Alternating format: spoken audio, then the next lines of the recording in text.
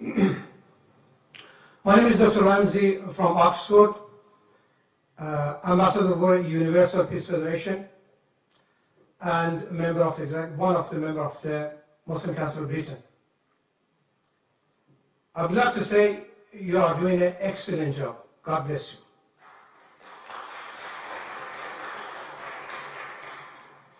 Now my question, Dr. Zakir Naik, in your opinion, is Islamophobia a real phenomenon? And if so, how do you suggest it can be tackled?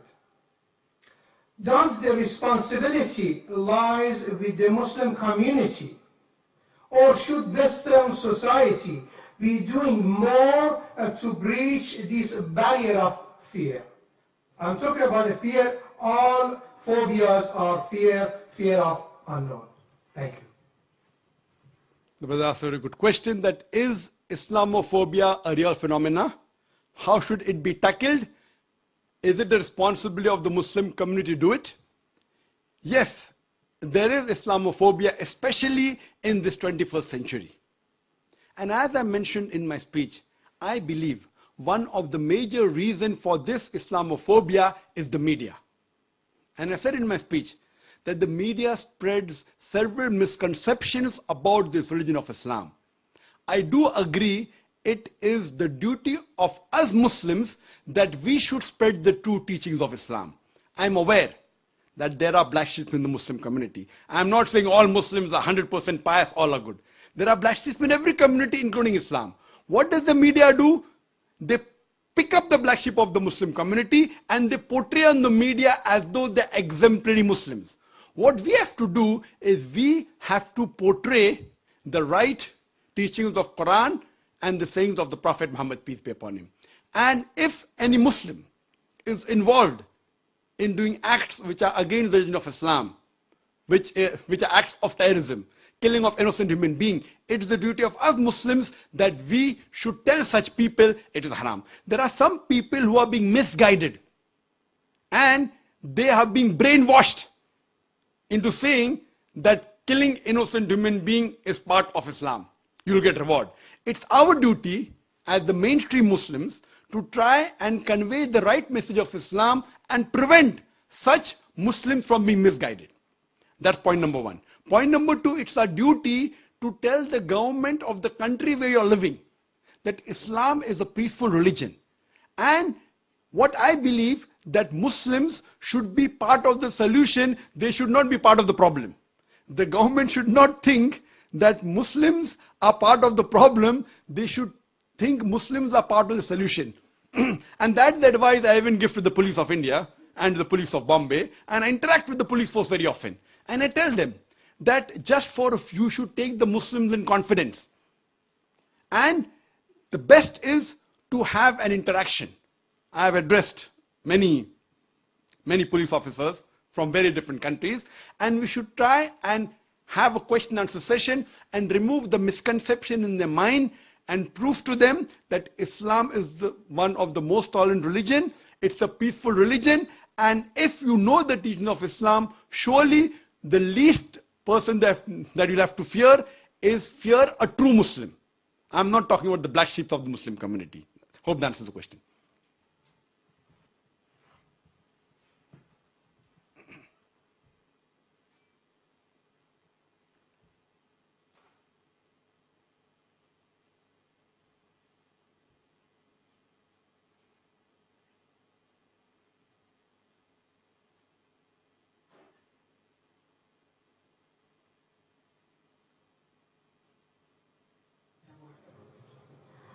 Dr. Naik, I'm Yasmin, I'm a student at the university, and my question is sort of related to the last question.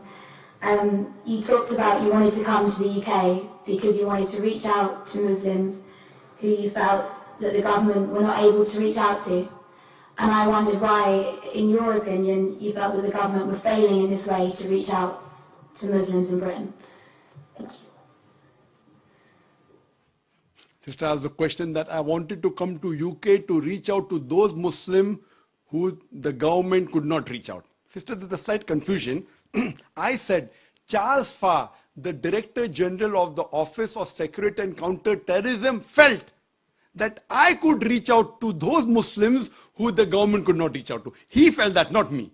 And I think, again, because of the information which the Home Department has, that Peace TV is the most popular Islamic satellite channel in UK, watched by the Muslims as well as the non-Muslim, and the most popular speaker, according to the Home Department, not according to me, according to the Home Department, is Dr. Zakir Naik. So I repeated what he thought. He thought that I could reach better. Maybe he thinks that my speeches have influence, and he may have read my speeches in context. That's the reason he was not in favor of the Home Secretary that she passed the exclusion order. Hope that answers the question.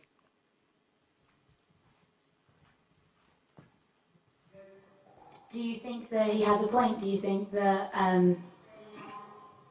in some sense, the government are failing to reach out to Muslims? Yes. Or no? If you ask my opinion, that do I agree with the thoughts of Charles Farr that the government is failing out? Yes, I do agree with him.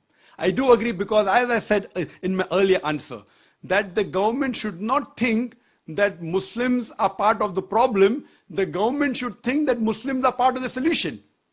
Because a Muslim, there are many Muslims who are British citizens, and it's the duty of every Muslim to follow all the laws of the country staying in, as long as the law does not force him to do something which is prohibited in the religion or prevents him from doing something which is compulsory in religion. As far as India is concerned, I do not know of any rule or any law in the constitution which forces a Muslim in India to do something which is prohibited. Neither does it prevent me from doing something which is compulsory. So I am a practicing Muslim and I'm proud to be an Indian. So I'm proud to be an Indian Muslim. Similarly, there are many Britishers who I feel may be feeling the same. They may be Muslims and they may be following the laws of the country, so they're British Muslims. So I feel that the government should take in confidence, and what they should do, that they should see to it that this maligning by the media should stop. And the best example is myself. I mean, there are 100 million viewers of Peace TV. And there are millions of people who tell that I am the ambassador for peace. They say I'm a peaceful person. There are many heads of states of several foreign countries, many.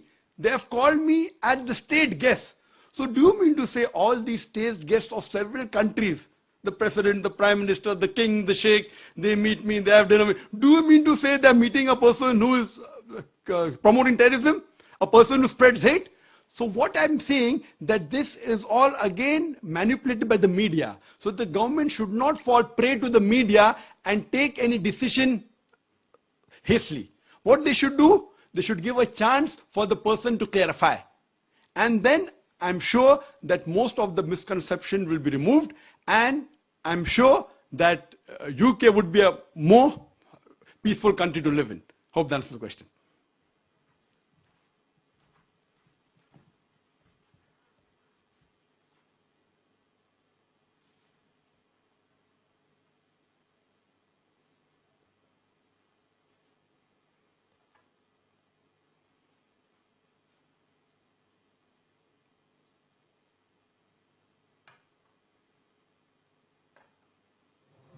Dr. Naik, hello and thank you. My name is John. I'm a doctoral student here at Oxford, and I'm from the USA. My question has to do with persecution, specifically how former Muslims are sometimes killed if they have chosen to leave Islam, deciding that another religion is more true. For example, my girlfriend is Turkish and she lives in Turkey. She used to be Muslim, but decided to become a Christian after understanding Jesus in a new way, as God made flesh. She has had fears in the past that she may be harmed or even killed for her decision.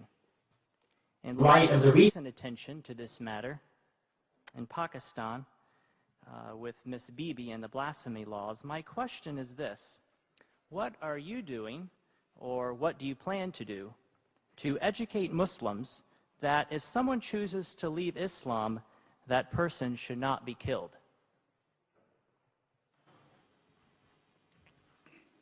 Well, that's a very important question. And he said that what if a person who's practicing Islamic faith changes to any other faith? Is it required that he should be killed?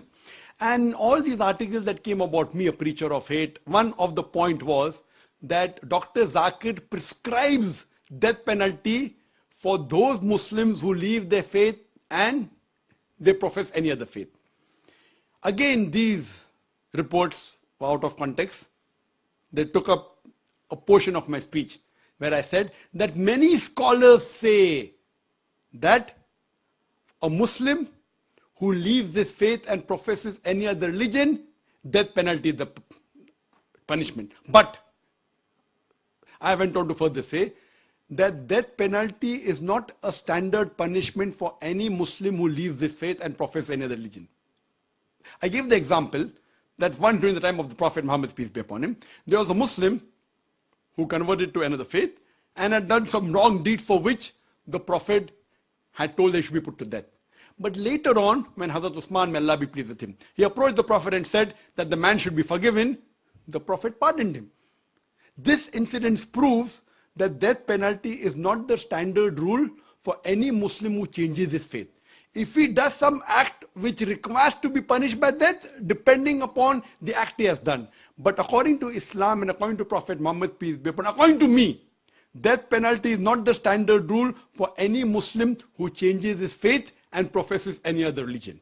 And that's what I've told in my talks. But unfortunately what they do, they pick up a portion of my speech from the YouTube and they show it to the Home Secretary and the Home Secretary believes it. What you have to see is in context. I have to give one more example I'd like to give. That the moment I was banned in UK, I was supposed to travel to Toronto, Canada. Immediately when the ban was effected, even my visa for Canada was cancelled.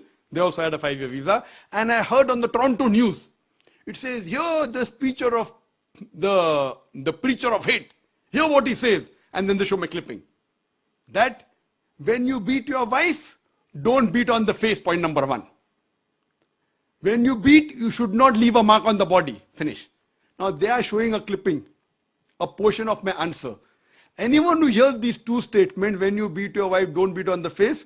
When you beat, do not leave a mark on the body. A person will think that Zakir is showing how to beat your wife without leaving a mark. It was a portion of my answer when a non-Muslim asked the question that doesn't the Quran say that you should beat your wife? And I said the Quran says in Surah Nisa, chapter number 4, verse number 34. It says that when your wife is disloyal to you, first you admonish her. Point number 1. Admonish her first.